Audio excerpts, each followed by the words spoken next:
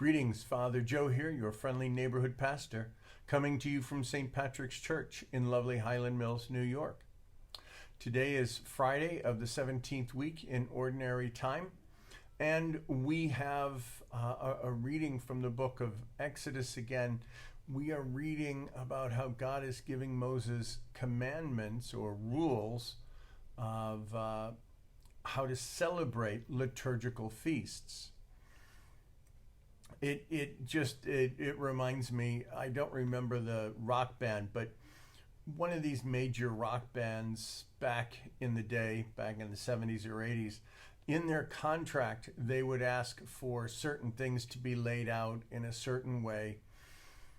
And one of the things in the contract was they wanted M&Ms and they didn't want any green M&Ms. And they said they did this because in one of their concerts, it had not been set up properly. They had all kinds of, back in the day, they had, these elaborate stagings. And as a result of that, the stage fell through. And so they put this rule in about the M&Ms because it was very easy to see if the people had closely followed the rules, because there would be no green M&Ms. And so God wants the people to worship him with their whole heart and with all their strength and their mind. And so he gives instructions, how you set up the temple, how the priest is supposed to be dressed, when you start the festival, when you end the festival, what is to be offered. And it's not because God, is upset if things aren't perfect. God wants us to participate fully and completely in this act of worship. Even today, do we follow liturgical guidelines?